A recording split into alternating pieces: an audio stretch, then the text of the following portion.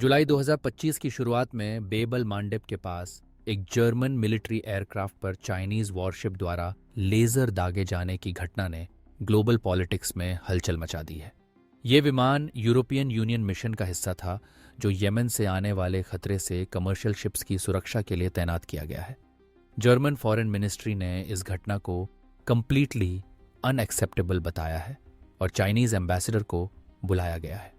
ये सिर्फ एक आइसोलेटेड इंसिडेंट नहीं, बल्कि चाइना यूरोप टेंशन्स के नए चैप्टर की शुरुआत माना जा रहा है और आने वाले दिनों में इसके डिप्लोमेटिक कॉन्सिक्वेंसेस और भी गंभीर हो सकते हैं। यह हमला सिर्फ टेक्निकल नहीं, बल्कि पूरी तरह स्ट्रेटेजिक भी है। डैज़लिंग लेज़र का इस्तेमाल करके पायलट को कुछ समय के लिए अंधा या कंफ्यूज्ड किया जा सकता है। यह एक ऐसा तरीका है जिससे बिना कोई सीधा सबूत छोड़े एयरक्राफ्ट को गिराने की कोशिश की जाती है। इस तरह की कार्रवाई ये दिखाती है कि चीन अब सिर्फ डिफेंसिव पोस्चर में नहीं, बल्कि खुलकर मिलिट्री कॉन्फिडेंस और ग्लोबल पावर प्रोजेक्शन की रणनीति अपना रहा है। ये घटना साफ इशारा करती है कि चीन अब साइलेंट अग्रेशन के जरिए अपने विरोधियों को प्रेशर में लाने की कोशिश कर रहा है और दुनिया अब उसे नज़रअंदाज नहीं कर सकती।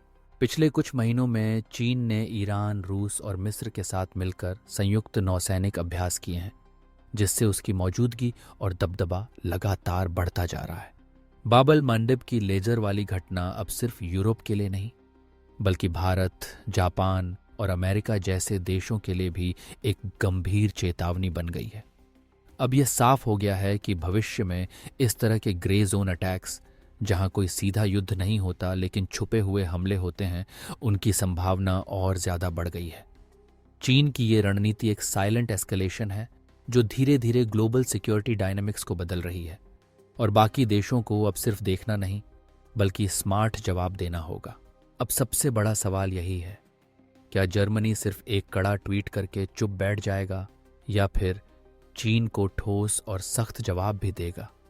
क्योंकि चीन की अगली चाल और उसका पूरा रणनीतिक रवैया अब यूरोप की इस प्रतिक्रिया पर ही निर्भर करेगा। अगर जवाब कमजोर रहा तो चीन को यह संकेत मिलेगा कि वो बिना किसी रोक टोक के आगे बढ़ सकता है, लेकिन अगर जर्मनी ने कड़ा स्टैंड लिया तो ये बाकी दुनिया के लिए भी एक स्ट्रांग मैसेज होगा कि रेड लाइन अब खींची जा चुकी है।